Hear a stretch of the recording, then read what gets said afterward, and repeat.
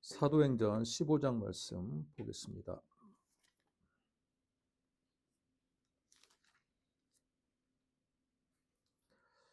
(15장) 1절에서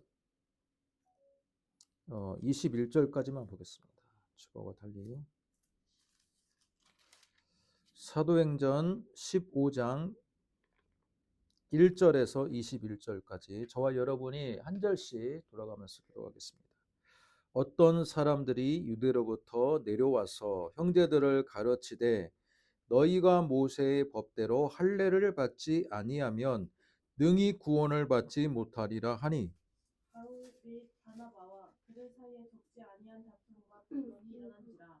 형제들이 이 문제에 대하여 바울과 바나바와 및 그 중에 몇 사람을 예루살렘에 있는 사도와 장로들에게 보내기로 작정하니라. 그들이 교회의 전송을 받고 베니게와 사마리아로 다니며 이방인들이 주께 돌아온 일을 말하여 형제들을 다 크게 기쁘게 하더라. 예루살렘에 이르러 교회와 사도와 장로들에게 영접을 받고 하나님이 자기들과 함께 계셔 행하신 모든 일을 말하네. 바리새파 중에 어떤 믿는 사람들이 일어나 말하되 이방인에게 할례를 행하고 모세의 율법을 지키라 명하는 것이 마땅하다 하니라. 사도와 장로들이 이 일을 의논하러 모여 많은 변론이 있은 후에 베드로가 일어나 말하되 형제들아 너희도 알거니와 하나님이 이방인들로 내 입에서 복음의 말씀을 들어 믿게 하시려고 오래전부터 너희 가운데서 나를 택하시고 또 마음을 아시는 하나님이 우리에게 같이 그들에게도 성령을 주어 증언하시고 믿음으로 그들의 마음을 깨끗이 하사 그들이나 우리나 차별하지 아니하셨느니라. 그런데 지금 너희가 어찌하여 하나님을 사용하여 우리 조상과 우리 더 능히 되지 못하던 멍에를 제자들의 목에 두려느냐. 그러나 우리는 그들이 우리와 동일하게 주 예수의 은혜로 구원받는 줄을 믿노라 하니라. 온 우리가 가만히 있어 바나바와 바울이 하나님께서 자기들로 말미암아 이방 중에서 행하시는 표적과 기사에 관하여 말하는 것을 듣더니 말을 마침에 야고보가 대답하여 이르되 형제들아 내 말을 들으라. 하나님이 처음으로 이방인 중에서 자기 이름을 위할 백성을 취하시려고 그들을 돌보신 것을 시므온과 말하였으니 선지자들의 말씀이 이와 일치하도다. 기록된 바 이후에 내가 돌아와서 다윗의 무너진 장막을 다시 지으며 또 그 허물어진 것을 다시 지어 일으키리니 이는 그 남은 사람들과 내 이름으로 일컬음을 받는 모든 이방인들로 주를 찾게 하려 함이라 하셨으니 즉 예로부터 이것을 알게 하시는 주의 말씀이라 함과 같으니라. 그러므로 내 의견에는 이방인 중에서 하나님께로 돌아오는 자들을 괴롭게 하지 말고 다만 우상의 더러운 것과 음행과 몸에어 죽인 것과 피를 멀리하라고 편지하는 것이 옳으니라. 같이 읽습니다. 이는 예로부터 각 성에서 모세를 전하는 자가 있어 안식일마다 회당에서 그 길을 읽음이라 하더라. 아멘. 자, 사도행전 15장의 말씀을 우리가 함께 읽었는데 이 말씀의 제목이 무엇입니까? 1차 예루살렘 종교 회의입니다. 자, 따라해 보겠습니다. 1차 예루살렘 종교 회의. 종교회의 우리가 가장 유명하게 기억하고 있는 기독교와 관련한 중요한 종교 회의들이 있습니다. 또한 중요한 결정들이 있습니다. 4세기 초반부에 콘스탄티누스 황제에 의해서 밀라노 칙령이 내려졌고 그 밀라노 칙령의 결과 기독교가 로마라는 제국에서 이제 공인이 되었고 공인이 된 이후부터 기독교는 로마를 대표하는 종교가 되었던 사건들을 우리는 기억합니다. 뿐만 아니라 콘스탄틴 황제의 밀라노 칙령 이후에 여러 가지의 종교 회의들이 있었습니다. 종교 회의들 결과 아타나시우스파가 정통 교리로 인정을 받고 아리우스파가 이단이 되었던 그런 사례들을 우리는 기억합니다. 아리우스주의가 무슨 주의입니까? 예수님의 인성을 강조하고, 그죠? 예수님의 인성을 강조하고, 예수님은 세례 요한에 의해서 세례를 받았을 때 비로소 그의 소명과 또한 메시아로서의 소명을 받았다라고 주장했던 파였습니다. 그 이후에도 많은 종교 회의들이 있었고 중요한 결정들이 이루어졌는데, 여러분이 꼭 기억해야 될 것은 바로 오늘의 종교 회의입니다. 신약 시대에 가장 먼저 종교 회의가 열리게 된 사건이 오늘 사도행전의 15장입니다. 사도행전 15장이에요. 예루살렘 종교회의. 이 종교회의를 통해서 어떤 중요한 결정이 이루어졌습니까? 여러분이 꼭 기억해야 될 것은 이 종교회의를 통해서 유대교와 기독교가 완전히 분리가 되었다라는 거예요. 그 전까지는 기독교가 유대교의 한 분파처럼 그렇게 인식될 때가 많았습니다. 우리 사도행전 초반부에도 저희가 말씀을 들었을 때에도 그렇지 않습니까? 바울과 바나바 전에 베드로와 요한의 이 수제자 그룹들이 기도 시간에 어디로 올라가요? 성전 미문 앞에 있는 안전뱅이를 치유할 때 그때를 보니까 기도 시간을 준수하고 성전에 올라가서 기도를 하는 겁니다. 그리고 안식일이 되면 안식일에 맞는, 그죠? 성전 안에서 예배를 드리고, 또 주일이 되면 안식일 다음 날인 주일이 되면 함께 모여서 공동체 식사를 하면서 말씀을 나눴습니다. 그런 전통이 있었습니다. 예수님께서 이 땅에 오심에 따라서 우리는 AD와 BC를 구분합니다. 기원 전과 기원 후를 구분합니다. 그런데 역사학자들이 밝혀낸 바에 의하면 예수님의 탄생은 기원전 4년에 태어나셨을 것이다 라고 추정을 많이 합니다. 고대 사람들이 연도를 잘못 계산한 거예요. 그래서 예수님께서는 기원전 4년에 태어나셔서 기원 후 한 30년 정도에서 그가 구원의 사명을 완성하시고 하늘로 올라가셨다라고 그렇게 우리는 역사적으로 추정을 합니다. AD 30년이 기준이에요. 자, 그러면 오늘 예루살렘 종교회의는 과연 언제 열렸느냐? AD 49년으로 보는 설이 가장 유력합니다. 그러니까 예수님의 승천 이후에 약 20년 후에 종교회의가 열렸어요.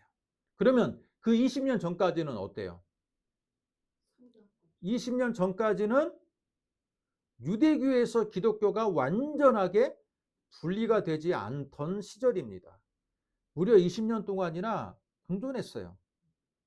그리고 유대교 입장에서도 저 갈릴리파, 유대교의 한 분파라고 생각했던 거예요. 갈릴리파라고 생각해서 갈릴리파의 한 랍비였던 예수의 랍비를 추종하는 세력들이라고 그렇게 보았던 겁니다. 그래서 대대적인 박해가 일어나지 않았어요. 20년 동안. 그런데 20년 이후에 예루살렘 종교회의가 일어난 이후의 직후부터는 이제는 유대교와 기독교가 완전하게 분리가 되었고, 그 시점에서야 유대교인들도 쟤들은 우리랑 완전히 다른 종교구나라는 것을 인식하기 시작했어요. 그런 의미에서 여러분, 오늘 우리가 읽은 사도행전 15장의 이 말씀은 기독교 2000년의 역사 가운데 가장 중요한 종교회의라고 볼 수 있습니다. 이 종교회의를 통해서 기독교의 정체성이 드러나고 유대교와의 완전한 차이가 드러나게 되었고, 뿐만 아니라 사도 바울이 정통성을 인정받은 회의였기 때문에 바울과 바나바가 이제부터는 어때요? 완전히 자유롭게 정통성을 확보한 상태에서 선교 여행을 떠날 수 있는 명분을 얻게 되었다는 겁니다. 뿐만 아니라 오늘 종교회의는 또 어떤 모범을 보이고 있냐면, 여러분, 예루살렘 교회의 수장이 누구였습니까? 그 당시 예루살렘 교회 수장이 누구였어요? 베드로. 베드로와 야고보입니다. 요한은요, 저희 소아시아 쪽으로 가 있어요. 예루살렘 교회의 두 수장을 꼽는다면 예수님의 수제자였던 베드로와 예수님의 친동생이었던 야고보입니다. 이 두 사도가 대표격인 것이에요. 뿐만 아니라 예루살렘 교회가 갖는 상징성이 무엇입니까? 가장 먼저 이 땅 위에 세워진 교회이자 가장 성전이 있는 거룩한 도시, 그죠? 상징성이 굉장히 강한 도시입니다. 자, 이 가운데서 종교회의가 열리게 되었어요. 그런데 문제의 발단은 언제부터 시작이 되느냐? 바로 오늘 말씀 15장 1절부터 시작이 돼요. 여러분, 15장 1절 전에 14장까지는 지난주에 우리가 말씀을 들었지만 14장까지는 자, 어떤 사건이 있었습니까? 14장까지는 바울과 바나바의 1차 전도 여행이 마무리되던 시점이에요.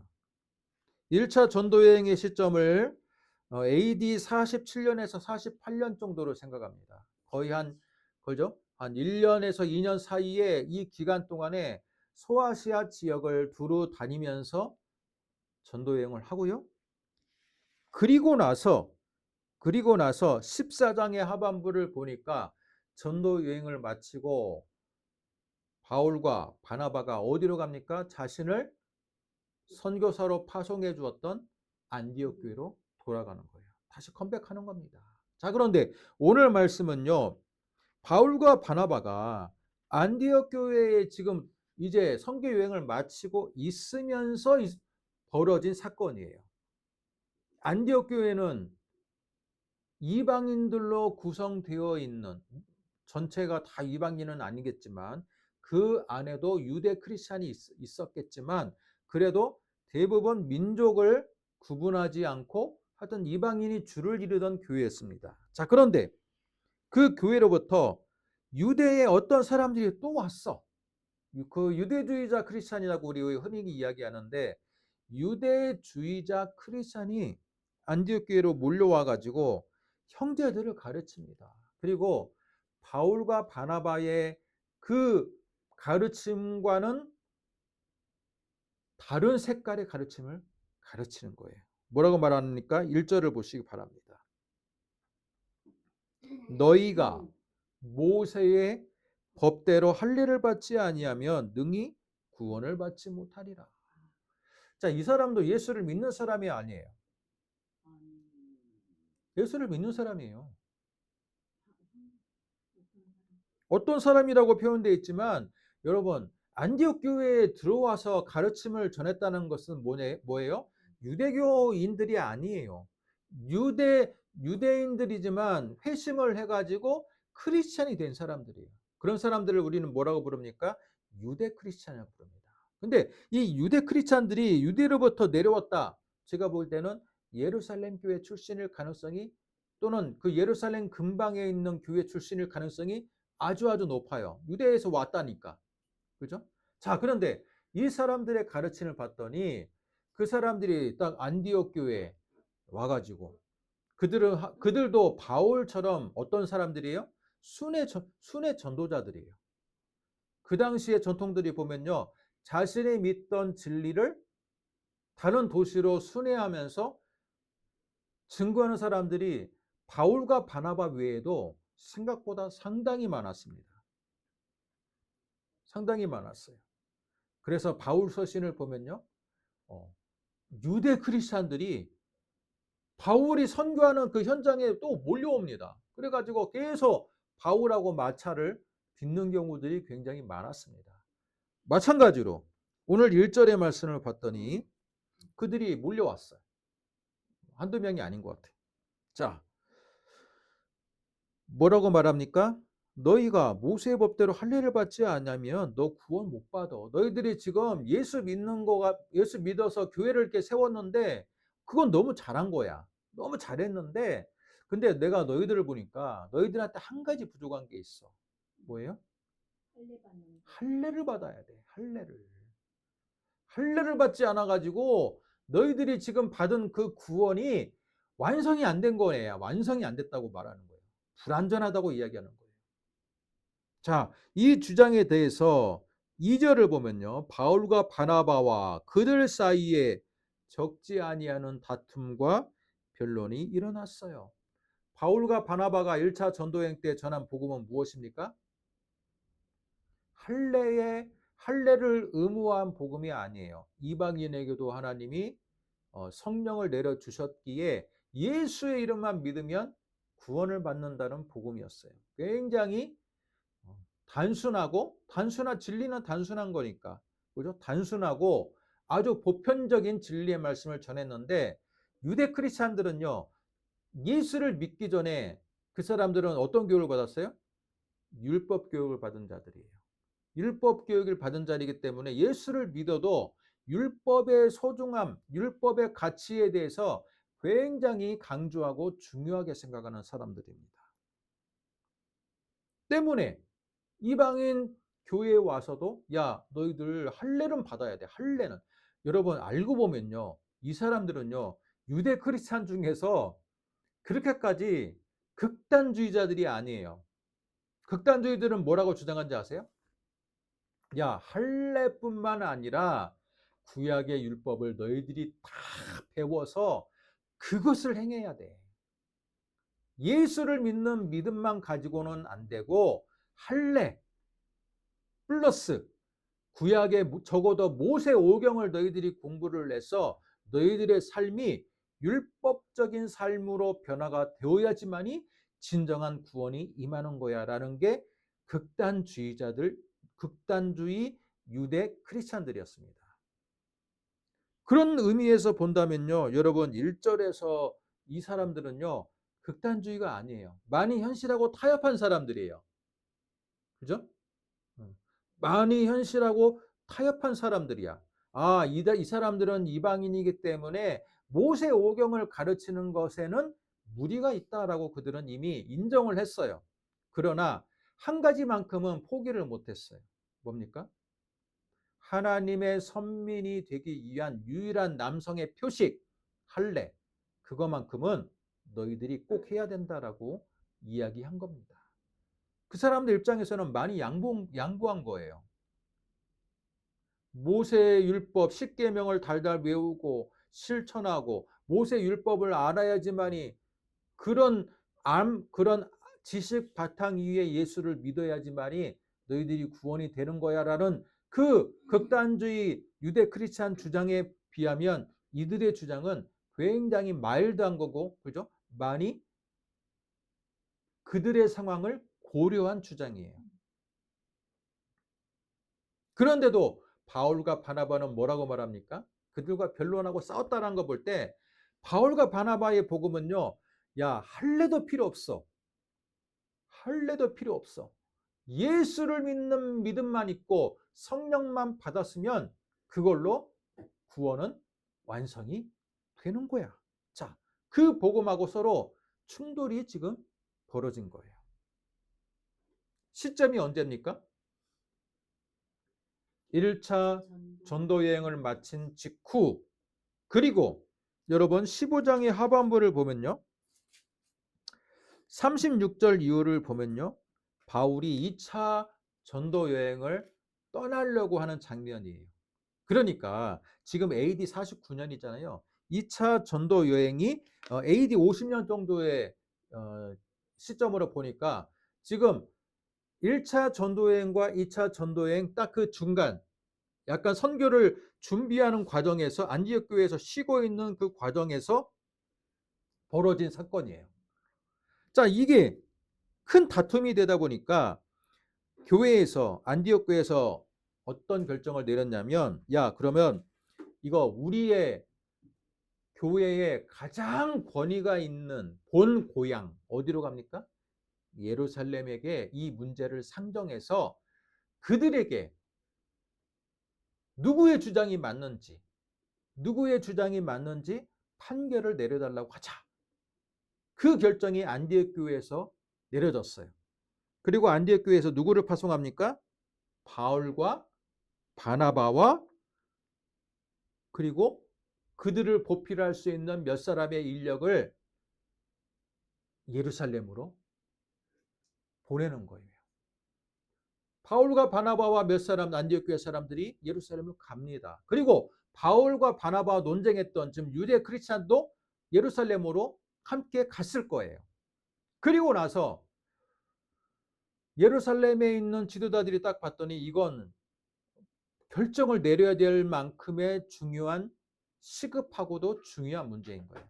그래서 종교회의를 열었어요. 종교회의가 열렸습니다.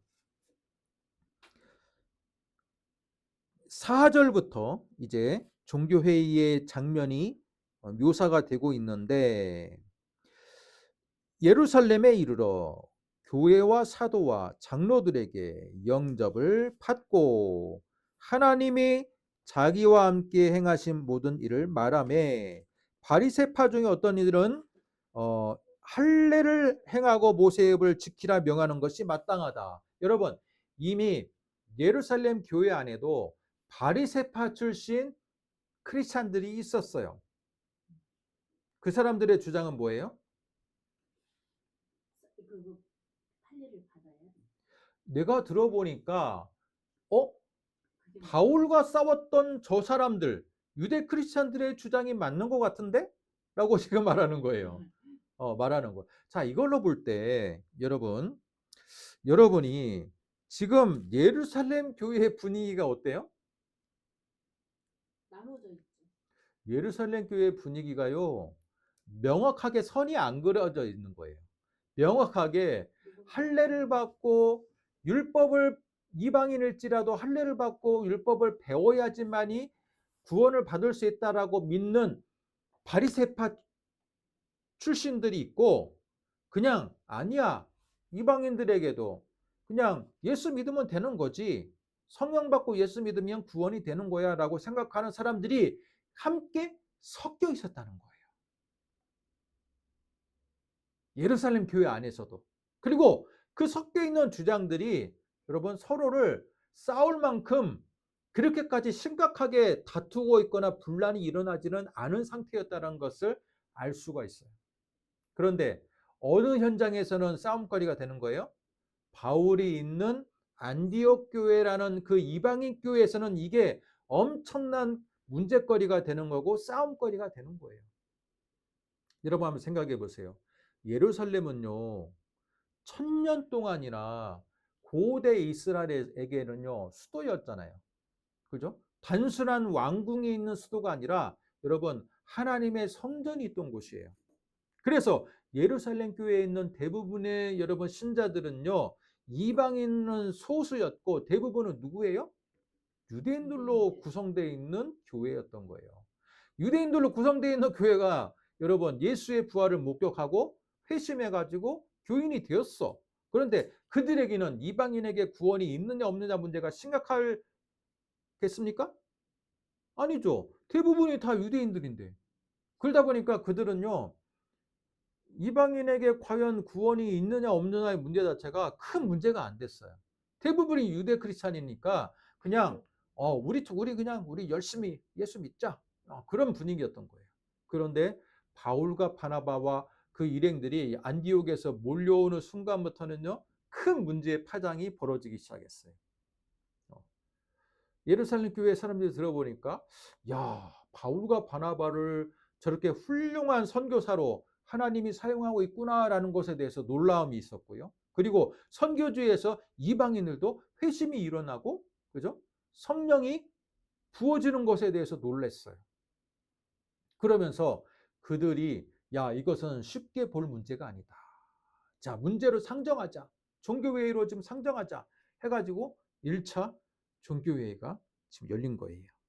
자, 그런데 제일 먼저 반응이 뭐예요? 바리새파 사람들이 야, 이방인에게도 당연히 뭐 할례를 행하고, 여러분 5절을 자세히 보세요. 이 사람들은요, 한 가지를 더 붙여요. 1절에 있는 사람들보다 한 가지를 더 붙여. 어떤 걸 더 붙입니까? 어떤 걸 더 붙여요? 이방인에게 할례를 행하는 것으로만 1절의 사람들은 강조했잖아요. 근데 이 바리새파 출신의 이 크리스찬들은요, 뭐라고 이야기합니까? 야, 이방인에게 할례 플러스 모세 율법을 지키라고 명해라. 이게 바로 정통 유대 크리스찬들의 그것을 말하는 거예요. 그러니까 이 사람들은 더 극단주의적인 율법주의 크리스찬인 거예요. 근데 그런 사람이 어디에 살고 있었다? 예루살렘 교회 안에 성도로서 떳떳하게 자리를 지키고 있었다라는 거예요. 그만큼 예루살렘 교회 분위기가 어때요? 보수적이고 율법 친화적인 문제가 있었다라는 거예요. 그러면 이 회의 결론은 어떻게 될까요? 야, 이 회의 결과는 안 봐도 뻔하겠네. 안 봐도 뻔하겠어. 왜? 대부분이 다 유대인들이고, 그죠? 어릴 때부터 율법 교육을 받았던 자들이고, 할례를 받았던 자들이고, 그 사람들이 모여가지고 회의를 할 때 결론이 뭐예요? 자기들이 어릴 때 받았던 교육 그대로 결론을 내겠죠. 야, 이방인들에게도 할례 해야 돼. 율법도 지켜야지. 당연히 그 결론이 나오지 않겠습니까?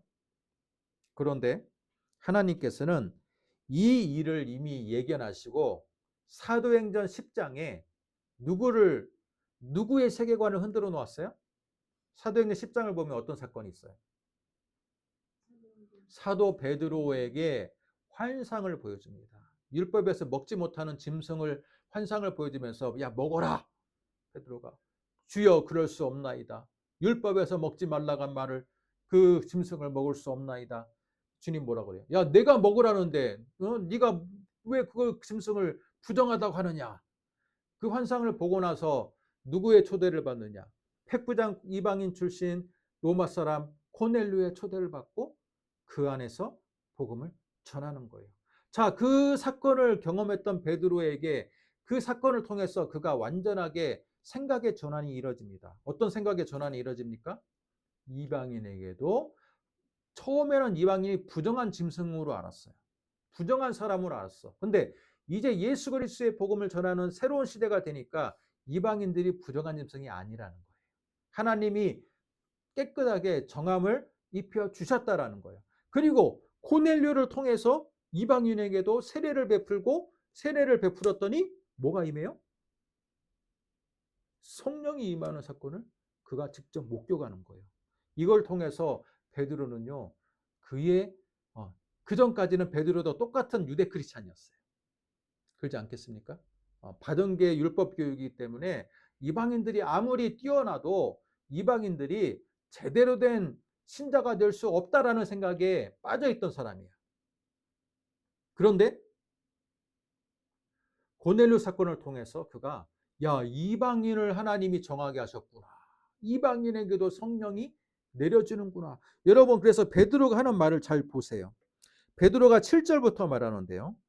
많은 변론이 있은 후에 베드로가 일어나 말하되 라고 하면서, 여러분 8절과 9절이 중요합니다. 읽어주세요. 8절과 9절을.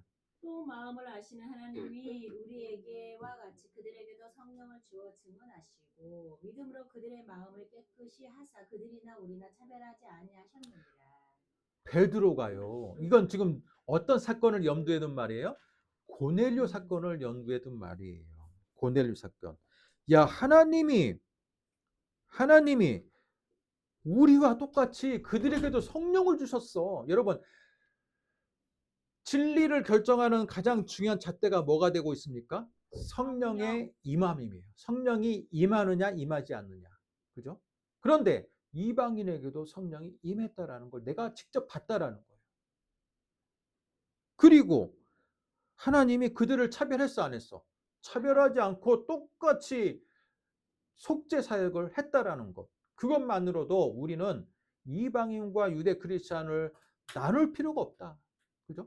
네, 나눌 필요가 없다. 그들이 율법을 모른다고 해서 할례를 받지 않다고 해서 그들이 불경건하거나 또는 구원받을 자격에서 미달되는 게 아니다. 하나님은 똑같이 그들도 사랑하신 것을 내가 경험했다라고 증언하는 거예요.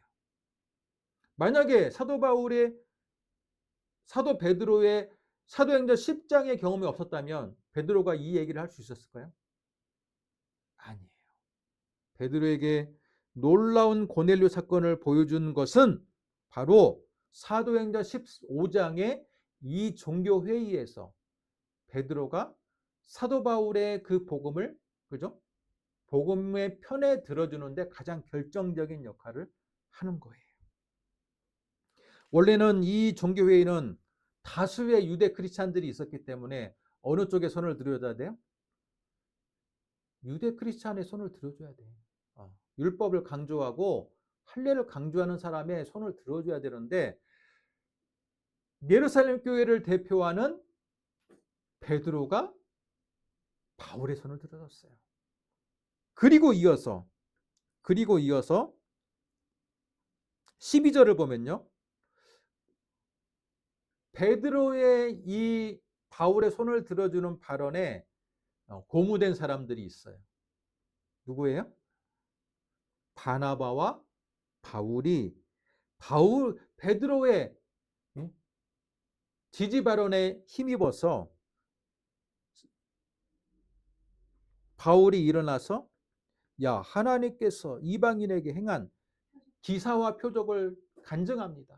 내가 2년 동안을 1차 전도여행을 통해 가지고 가봤더니 그 우상이 창궐하던 그 지역에도 하나님께서는 회심할 수 있는 백성을 예비하셨고 그들이 회심을 통해서 성령을 받았고 안전뱅이가 일어났고 역사와 표적과 그것을 통해서 많은 믿는 무리가 생겼다라는 것을 간증하는 거예요. 그러니까 여러분 베드로의 지지 발언, 바울과 바나바의 간증, 마지막 한 가지 활용 점정이 뭐가 있습니까? 뭐가 있어요? 예루살렘 교회를 대표하는 예수님의 친동생 야고보의 발언이 이제는 그의 입에 많은 사람들의 시선이 가게 돼 있어. 그죠? 야고보가 만약에 야 그래도 안 돼 그랬다면요 이 종교회의는 결론이 나오기가 쉽지 않았을 거예요. 자, 그런데 이 말을 마침에 13절 말을 마침에 야고보가 일어났어요. 뭐라고 말합니까? 이르되 형제들아 내 말을 들으라. 그러면서 선지자의 말씀을 인용합니다. 여러분 16, 17, 18절의 이 선지자 말씀은요 구약의 말씀을 인용한 거예요. 구약의 어디입니까? 이사야 45장 21절. 이사야서가 아니라 여러분 아모스 9장 11절과 12절이죠. 자, 이후에 내가 돌아와서 다윗의 무너진 장막을 다시 짓겠다라고 하면서 뭡니까? 모든 이방인들로 주를 찾게 하는 때가 올 것이다. 라는 아모스의 예언을 사도 야고보가 얘기해 주는 거예요. 이건 뭐예요? 말씀의 권위를 덧붙인 거예요. 야, 너희들이 그렇게 중요하게 생각하는 구약의 예언에도 이방인이 하나님의 때가 되면 그죠? 주를 찾게 되는 그 시기가 올 때가 되는데 바로 이때다. 오늘이다. 그날이 오늘이다. 자, 여러분 한번 봐보세요. 사도 야고보는요. 구약의 말씀의 권위에 빗대어서 그죠? 바울의 손을 들어줬습니다. 바울과 바나바는요 실제적인 간증을 통해 가지고 자신들의 그 복음이 맞다고 증명을 했습니다. 마지막으로 예루살렘 교회 수장이었던 베드로는요 몇 년 전에 그가 경험했던 그죠?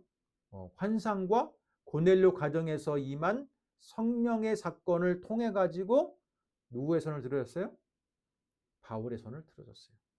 이 세 가지가 세트가 돼가지고 아무리 지금 예루살렘 교회에 유대 크리스찬들이 다수가 차지하고 있고 그들의 주장이 그죠 어때요? 율법을 강조하고 있는 분위기일지라도 이 세 그룹들이 그죠? 핵심적인 그 순회 그룹들이 바울의 편을 들어준 순간 그 종교회의는 결론이 어떻게 됐어요?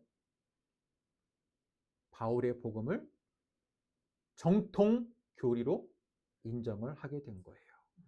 자, 이걸 통해 가지고 이제는 유대교에서 기독교가 완전하게 정체성을 달리하게 됐고 분리가 되는 중요한 결론이 이루어지게 됐습니다. 예. 이루어지게 됐어요. 자, 여러분 이걸 통해서 뭘 알 수 있습니까? 사람은요 한번 율법 교육을 받으면 여러분 변화되기가 쉽지가 않아요. 변화되기가 쉽지 않습니다. 지금 이란과 미국과 이스라엘이 전쟁하고 있는데 실제적으로 보면 어때요? 종교 전쟁의 모양을 하고 있는 것처럼 보이지만 실제는 경제 전쟁이고 세계 패권 전쟁이죠. 하지만 겉으로 보면 어때요? 이스라엘이 어디를 침공해요? 최근에 레바논을 침공합니다. 이란은요, 여러분 수천 킬로 떨어져 있기 때문에 거기를 직접 육로를 통해 가지고는 갈 수가 없어요. 그런데 그 바로 옆에 있는 레바논을 침공합니다. 그리고 나서 어떤 사건이 여러분 뉴스를 보셨나요? 뉴스를 보면요, 이스라엘 병사가 레바논에 있는 그 예수의 십자가상을 깨부수고 막 환호하고 있는 장면을 우리는 기사를 통해서 보게 됩니다. 저는 그걸 통해 가지고 보는 게요. 야, 레바논에도 레바논 이슬람 나라 아니야? 여러분 그렇게 생각하지 안 해봤습니까? 레바논 이슬람에 속한 국가로 알고 있는데 그 안에 뭐가 있어요? 예수상이 있고 교회가 있더라는 거예요. 그러면서 제가 한번 찾아봤더니 레바논은요 원래 1932년 그 초반에 독립했을 때 그때는요 기독교 인구가 거의 50%가 넘었어요. 기독교 국가였던 거예요. 지금도 30, 40%는요 기독교 인구라고 해요. 그만큼 레바논에서는요 오랫동안 기독교의 전통을 가지고 있는 나라예요. 성경을 찾아보면요 여러분 두로와 시돈이라고 들어봤습니까? 구약 성경 보면요 두로와 시돈이라는 도시가 등장합니다. 그리고 레바논이라는 도시가요 레바논이라는 단어가 등장해요. 레바논이라는 단어가. 그 정도로 그 나라는 굉장히 오래된 나라입니다. 그리고 세계사적으로 여러분 페니키아라는 도시를 들어봤습니까? 페니키아 국가의 모태가 되는 그 레바논의 모태가 되는 나라가 페니키아예요. 페니키아. 알파벳을 처음으로 발명했던 나라. 지중해를 중개 무역으로 인해서 패권을 잡고 있던 나라였어요. 페니키아에서요 나중에 여러분 페니키아의 식민지가 카르타고입니다. 카르타고에서는 여러분 무슨 전쟁이 벌어졌습니까? 카르타고와 로마가 지중해의 패권을 잡고 전쟁했던 것처럼 그 정도로 여러분 두로와 시돈의 기원이 되는 이 페니키아가요 지중해에서는 굉장히 강성한 나라였어요. 뿐만 아니라 레바논에서는요 국기가 백향목이에요. 솔로몬이 성전을 지을 때 유대 땅에는 백향목이 없어. 백향목이 있는 나라에 찾아보니까 여러분 페니키아, 두로와 시돈 지역에 백향목이 많아. 그래서 뭐라고 합니까? 내가 값을 줄 테니 백향목을 나한테 달라. 그래가지고 백향목을 다 해가지고 왕궁과 성전이 지어졌어요. 그만큼 여러분 오랫동안 교류가 있었고 오랫동안 유대 영향을 많이 받았기 때문에 그 나라는요 수천 년 전부터 교회가 있고 예수를 믿었던 나라예요. 제가 왜 이 얘기를 합니까? 율법에 여러분 이스라엘은요 우리가 이스라엘 편에 항상 서 전쟁만 쓰면 야 우리 이스라엘 예수님의 그 혈통이 났던 나라고 또 이스라엘이 회개해야지 뭐 예수님의 재림이 이루어져야 한다면서 여러분 많은 크리스찬들이 이스라엘 편에 씁니다. 근데 알고 보면요 이스라엘은요 예수님의 신상을 깨뜨리는 것에 대해서 거리낌이 없는 나라예요. 율법주의 나라예요. 지금도 율법주의에 물들어 있는 나라입니다. 세계에서 가장 유명한 율법주의 종교가 두 개가 있어요. 하나는 유대교고 하나는 이슬람교입니다. 여러분, 율법주의 종교들은요, 변하지가 않아요. 어릴 때부터 의식이 생길 때부터, 자아가 생기기 전부터 그 율법 교육을 하기 때문에 한번 세뇌가 되는 사람들은 어때요? 절대 변하지 않아요. 율법주의 종교들은. 그런데 우리 많은 사람들이 뉴스를 보면서 이스라엘 이겨라, 이스라엘 이겨라. 이슬람을 깨부신다고 생각하고, 종교전쟁이라고 생각하고, 레바논에서 예수 신상을 깨부숴도 우리는 그것에 대해서 지지 발언하고 있고, 여러분, 세계가 돌아가는 것을 자세히 볼 필요가 있어요. 지금도 이스라엘 땅에는요, 예수를 믿는 사람들은 극소수고 다 유대교 신자들이에요. 유대교 신자들, 율법주의 종교들. 저는 이 예루살렘 1차 종교회의가 이런 결정이 나는 것이 정말 놀라워요. 왜? 율법주의 종교에 물든 사람들은요, 자신들의 소신을 굽히지 않아요. 2000년 동안에도 지금 굽히지 않잖아요. 그죠? 나라를 잃어버려도 2000년 동안 잃어버려도 이 사람들은요, 모이면 다시 율법주의 종교로 돌아가. 이슬람도 마찬가지야. 이슬람도 마찬가지. 한 번 배운 것을 타협을 안 해. 그런데 여러분, 대부분 율법주의 유대교 신자였던 그 유대 크리스찬들이 모인 그 예루살렘 교회에서 이방인도 하나님의 백성이 될 수 있다. 여러분, 이 결정이 내려진다는 건요, 정말 기적이 일어나지 않으면 일어날 수가 없는 결정인 거예요. 그렇지 않습니까? 베드로에게 고넬료 체험이 없었다면, 그죠? 예수님의 동생이었던 야고보에게 구약의 율법서의 그 예언의 말씀이 바로 오늘날 임했다는 그 깨달음이 없었다면, 이 종교회의는요, 바울을 정죄하고 이단시했을 거예요. 왜냐하면 대부분 사람들이 다 유대 크리스찬들이니까, 그죠? 정죄했을 거예요. 그렇게 되면 기독교가 2000년 전에 잠깐 반짝였다가 끝나는 종교가 됐을 거예요. 그런데 놀라운 것은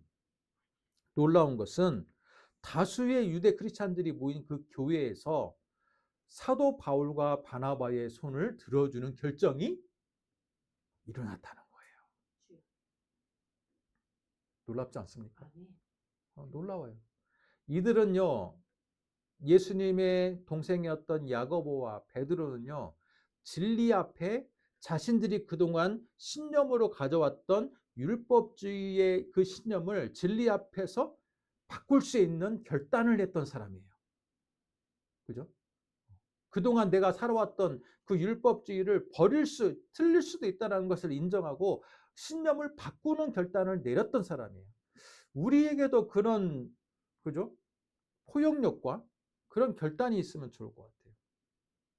오히려 예수를 믿은 사람들이요, 그동안 교회에서 별로 말씀이 아닌데도 불구하고 내가 가지고 왔던 그죠? 신앙이라는 그 이름을 가지고 왔던 그 여러 가지의 그것들이 있어요. 마치 율법과 같이 내 안에 형성되어 있는 신앙을 좀먹고 있는 것들이 있어요. 뭐가 있을까? 대체적으로. 뭐가 있습니까? 생각보다야 우리가 성경대로 사는 것 같은데 그냥 기독교 문화, 어디서 굴러 들어온지 몰라도 유교와 기독교 문화에서 유입돼 가지고 우리 스스로를 올가매고 있는 진리들이 생각보다 많아요. 지성이면 감천, 그런 것 같은 거. 그리고 누구를 잘 섬겨야지 복을 받는다. 누구를 잘 심어야지 또 어떻게 잘 된다. 또 며칠 기도를 해야지 소원이 성취가 된다. 여러분, 이처럼 우리가 예수를 믿음에도 불구하고 마치 유대 크리스찬들이 예수를 믿음에도 불구하고 율법을 놓지 못했던 것처럼 우리가 예수를 믿음에도 불구하고 놓지 못하는 전통들이 있어요. 사회가 예수 믿는 사람들에 대해서 부정적인 인식을 갖고 있고 예수 믿는 사람들에 대해서 손가락질을 받는 이유가 뭐냐면 성경 자체를 믿기 때문에 손가락질하는 게 아니에요. 뭐냐? 율법주의 크리스천처럼 마치 우리 안에 잘못되어 있는 율법적인 요소들이 너무 기독교인들에게 부정적인 영향을 미치기 때문에 그것에 대해서 손가락질을 하는 거예요. 왜 예수를 믿는데 우리는 무조건 미국에게 굴종적으로, 그죠? 미국의 편을 들어야 됩니까? 지금 트럼프가 지금 이상한 지금 막 날뛰고 있는데 그럼에도 불구하고 우리는 120년 전에 선교사를 보낸 나라기 때문에 우리는 무조건 어디 편을 들어야 된다. 이것도요, 알고 보면 우리 안에 율법과 같은 요소예요. 과감하게 버려야 될 때는 버려야 돼. 물론 120년 전에, 50년 전에 미국은 우리한테 엄청나게 많은 혜택과 고마움을 준 나라입니다. 그러나 지금의 미국은 어때요? 과거의 미국이 아니야.